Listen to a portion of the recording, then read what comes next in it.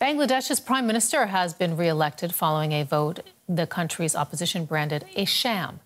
The opposition boycotted the election after Hasina refused to set up an independent commission to oversee it.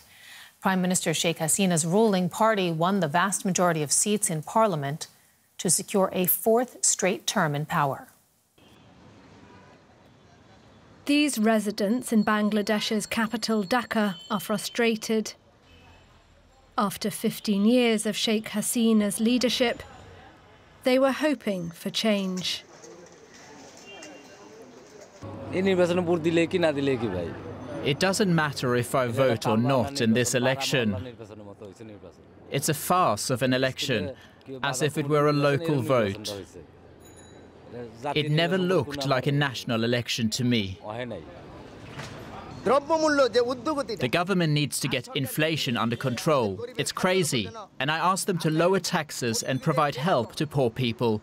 We don't want anything else, no matter who is in power. It was an election marred by controversy and violence. The main opposition Bangladesh Nationalist Party branded the elections a sham.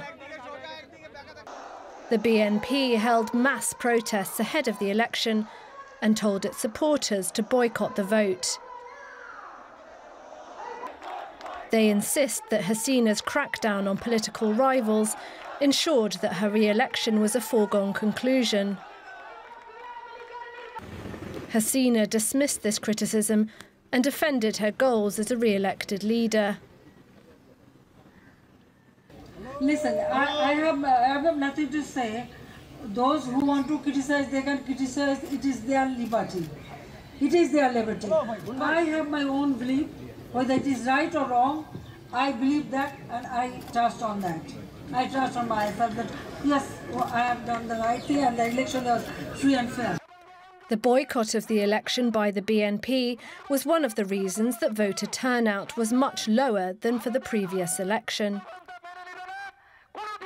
But the smaller number of people who did vote ended up tightening Hasina's grip on power. We're joined now by South Asia expert Michael Kugelman. He is the Deputy Director of the Asia Program at the Wilson Center in Washington, D.C. Thank you for joining us here on DW News. So an election without opposition, and yet the government claims that it is free and fair. Do you agree? I don't. By definition, it's very hard to have a fair election when the main opposition party does not participate. And, you know, you look at who was participating in this election besides the ruling party. There was one other political party that's fairly prominent, but it's fairly aligned with the ruling party. Then there were a small number of other opposition parties that are quite weak. And then there were a bunch of independent candidates that are aligned with the ruling party. So essentially, the ruling party was running against itself. I don't see how you can call that a free and fair election, not to mention the climate that played out in Bangladesh in the weeks and months before the election, which presented a non-level playing field that, quite frankly, made it difficult for any party wanting to oppose the ruling party to mount a viable campaign.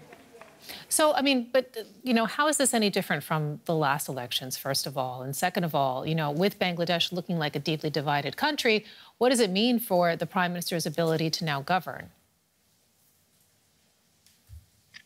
Well, it's very different from the previous election, because the previous election in 2018, the main opposition party, the BNP, did participate, and it lost, though that was an election that was widely viewed by international observers as rigged, because the ruling party got about 96% of the vote, which is quite a lot. So it was quite different. And in fact, that's one reason why the BNP decided to boycott this election. It thought that it made a mistake the last time to run in an election against a broader backdrop of a system that it believed to be rigged. What this means for Sheikh Hasina and her governance moving forward, I think that there's a key challenge here for the political environment on the whole. It's going to be very tense. The BNP is very angry, very aggrieved. It never wanted this election to happen the way it did. So I think that for Sheikh Hasina, a big challenge will be managing the risks of unrest and political violence. The second big governance challenge for her is the economy. It's been sputtering, inflation, debt have been rising, and she's going to have to be very careful with that, because she has always staked her claim to be a successful leader on the fact that she presided over significant levels of economic growth, and yet that's now coming into doubt.